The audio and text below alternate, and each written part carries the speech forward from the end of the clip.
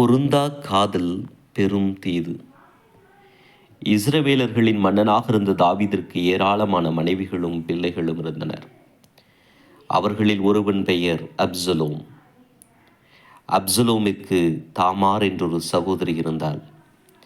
தாமார் பேரழகி, இளமையும் அழகும் ஒரே இடத்தில் கொட்டி வைத்தது போன்ற அழகிய உருவம் அவளுக்கு. அவளை கண்டவர்கள் அனைவரும் தங்களை மறந்து அவளுடைய அழகில் சிறிது நேரம் சொக்கிப் போவது நிச்சயம். அந்த அளவுக்கு அழகியவள். தாவீதிற்கும் இன்னொரு மனைவிக்கும் பிறந்த ஒரு மகன் அம்னோன். அவனும் நாளுக்கு நாள் அழகும் இளமையும் அதிகரித்து கொண்டே வருகின்ற தாமாரின் மீது ஆசைப்பட்டான். தன்னுடைய தங்கை என்று தெரிந்திருந்தும் அவள் மீது கொண்ட மோகத்தை அவனால் நிறுத்தி வைக்க முடியவில்லை. தூக்கமில்லாத இரவுகளில் அவன் தாமாரின் நினைவில் உருண்டான். எப்படியாவது அவளை அடைய வேண்டும் என்னும் நினைப்பிலேயே அவன் உயிர்றான்.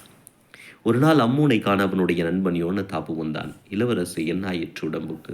யோனதாபு கேட்டான். மனசு சரியில்லாதால் உடம்பும் வாடிவிட்டது அம்மோன் சொன்னான்.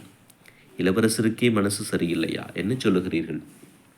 மனசில் இருப்பதை மறைக்காமல் சொல்லுங்கள். எந்த குழப்பத்துக்கும் ஒரு முடிவு உண்டு, எந்த பிரச்சனைக்கும் ஒரு தீர்வு உண்டு. உங்கள் கலக்கத்தை சொல்லுங்கள், அதை தீர்க்க நான் ஒரு வழி சொல்வேன். நான் ஒரு பெண்ணை அடைய வேண்டும், ஆனால் அது எப்படி என்றுதான் தெரியவில்லை அம்மோன் சொன்னான். இவ்வளவுதானா விஷயம்? நீதான் இளவரசராயிற்றே, எந்த பெண் வேண்டுமோ அந்த பெண்ணை அறைக்கு அழையுங்கள். இதில் என்ன சிக்கல்? இதற்கு ஏன் மன வருத்தம்? நண்பன் கேட்டான். இல்லை, அந்த பெண்ணை நான் படுக்கைக்கு அழைக்க முடியாத நிலை. புரியலையே. நான் விரும்புவது தாமாரை. அவள் எனக்கு தங்கை முறை. ஆனால் அவளை அடையவில்லை எனில் நான் செத்து விடுவேன் போல இருக்கிறது. அம்மோன் உண்மையை சொன்னான். ஓ, அதுதான் விஷயமா என்று இழுத்த யோனதாபு சிறிது நேரம் யோசித்தார். நான் ஒரு வழி சொல்லுகிறேன், கேட்கிறீர்களா? தாமரை அடைய வேண்டும். அதற்காக நீ என்ன செய்ய வேண்டும், என்ன சொல்லாலும் நான் கேட்கிறேன். இதற்காக அவமானப்பட நேர்ந்தால் கூட கவலை இல்லை, அம்மோன் சொன்னான். அந்த அளவுக்கு நீங்கள் தாமார் மீது ஆசைப்படுகிறீர்களா? சரி, ஒன்று செய்யுங்கள். நீங்கள் உடம்பு சரியானது போல் நடியுங்கள். போர்வைக்குள் சுருண்டு படுத்துக் கொள்ளுங்கள். எப்படியும் உடைய தந்தை உம்மை காண வருவார்.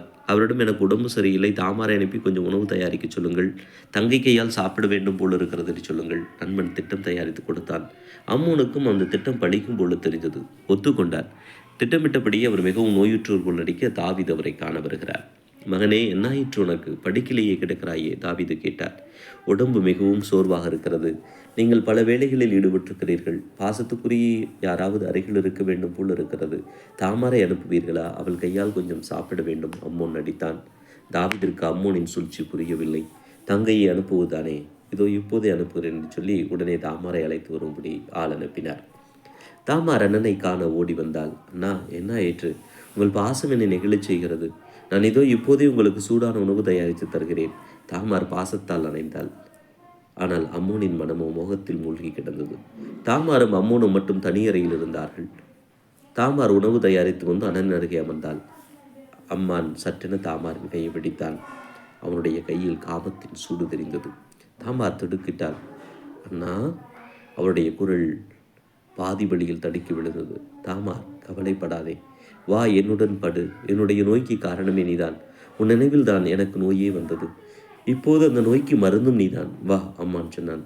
தாமார் அதிர்ந்து போய் எழுந்தாள். இல்லை அண்ணா, நீங்கள் என் சகோதரர், இதெல்லாம் கூடவே கூடாது. தாமார் மறுத்தாள். அம்மான் விடவில்லை. இல்லை, நீ என் வேண்டுகோளை நிறைவேற்றி ஆக வேண்டும் என்று கூறியவளை பிடித்திழுத்தான். அண்ணா, குறைந்தபட்சம் நீ நம் தந்தையிடம் பேசு. நானே உனக்கு மனைவி ஆகிறேன். இஸ்ரேலிடம் இந்த பழக்கம் இல்லை என்றாலும் கூட உன் நலனை கருதி தந்தை இதற்கு உடன்படக்கூடும். என்னை இப்போதைக்கு விட்டுவிடு. தாமார் எழுந்தாள். அம்மானுக்கு அதற்கெல்லாம் நேரமில்லை.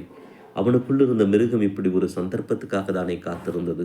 அடுத்த வினாடி வரை காத்திருக்கும் பொறுமை கூட அவனிடம் இருக்கவில்லை.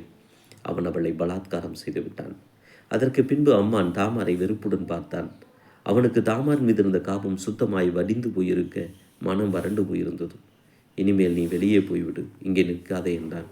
அம்மான், நீ என்னுடன் உறவு கொண்டு விட்டாய். இது வழக்கமில்லை என்றால் கூட என்னை மனைவி ஆக்கிவிடு. கன்னித்தன்மை இழந்த என்னை வெளியே அனுப்பிவிடாதே. இது என்னை பலாத்காரம் செய்ததை விட கொடுமையானது. தாமார் கெஞ்சினாள். அம்மான் அவளை பார்க்கவே வெறுப்படைந்து அவளை விரட்டிவிட்டான். தாமார் அழுது கொண்டே வீட்டுக்கு சென்று தான் அணிந்திருந்த அழகிய ஆடைகளை கிழித்துவிட்டு தலையில் சாம்பல் தடவி துக்கம் அனுசரித்தாள். அப்போது அவருடைய அண்ணன் அப்சலோம் வீட்டுக்கு வந்தான்.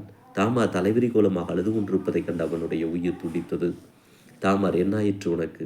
எந்த பாவி உன்னை இந்த நிலைமைக்கு ஆளாக்கினான்? சொல், அவன் தலையை கொண்டு வருகிறேன், அப்சலோம் கோபத்தில் கேட்டான். அம்மான் தான் அவன். தாமார் அழுது கொண்டே அனைத்தையும் சொன்னாள். அம்மான் என்னும் பெயரை கேட்டதுமே அப்சலோம் இன்னும் அதிகமாக அதிர்ந்தான். அவனா? உன் சகோதரனா உன்னை எடுத்தான்? அவனை கொல்லாமல் விடமாட்டேன் என்று புறப்பட்டான். நடந்தவற்றை அனைத்தையும் அறிந்து தாவீது மிகவும் கோபமடைந்தார். தன் மகனே தன் மகளை மானபங்கப்படுத்தி விட்டானே என வருந்தினார். ஆனாலும் அம்மோனை அவர் எதுவும் செய்யவில்லை. அப்சலோம் அம்மோனை கொள்ள தக்க தருணம் பார்த்து காத்திருந்தான். நாட்கள், வாரங்கள், மாதங்கள் என காலங்கள் ஓடியது. 2 வருடங்களுக்கு பிறகு ஏறக்குறைய எல்லோரும் இந்த சம்பவத்தை மறந்துவிட்ட ஒரு நாளில் அப்சலோம் தாவீதின் முன் சென்றான்.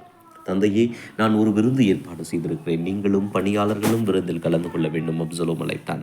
அழைப்புக்கு நன்றி மகனே. ஆனாலும் நான் வந்தால் என்னோடு கூடவே படைவீரர்கள், பணியாளர்கள் எல்லோரும் வருவார்கள். உனக்கு வீண் சுமை. தாவீது மறுத்தார். சுமையெல்லாம் இல்லை தந்தையே. தந்தை மகனுக்கு சுமையாக முடியுமா? வாருங்கள், அப்சலோம் கட்டாயப்படுத்தினான்.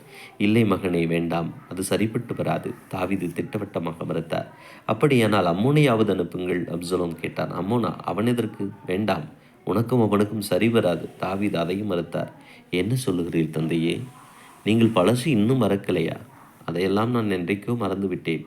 தாமார் எனக்கும் அம்மோனுக்கும் தங்கைதான். அதேபோல அம்மோன் உங்கள் மகன் அல்லவா? அவன் என் சகோதரன் அல்லவா? சகோதரர்களுக்கிடையே சண்டை வருமா என்ன? அப்சலோம் நடித்தான். சரி, அப்படியானால் அம்மோனை அழைத்து போ. தாவீது அனுமதி அளித்தார். இந்த வாய்ப்புக்காக தானே அப்சலோம் காத்திருந்தான். அம்மோனை கட்டித் தழுவி அவனை விருந்துக்கு அழைத்துச் சென்றான்.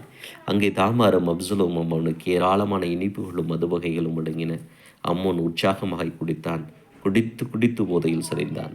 அந்த நேரத்துக்காக காத்திருந்த அப்சலோம் 2 ஆண்டுகளாக தீர்க்கப்படாமல் இருந்த கணக்கை அன்று தீர்த்து கொண்டான். அன்றைய போதையில் மிதந்த அம்மோனை அப்சலோம் கொன்றான். அதுவரைக்கும் அப்சலோமின் கண்களில் அணையாமல் இருந்து கொண்டிருந்த கோபத்தின் தீ அப்போதுதான் அணைந்தது. தகாத உறவுக்கு ஆசைப்பட்ட அம்மோன் துடிதுடித்து இறந்தான்.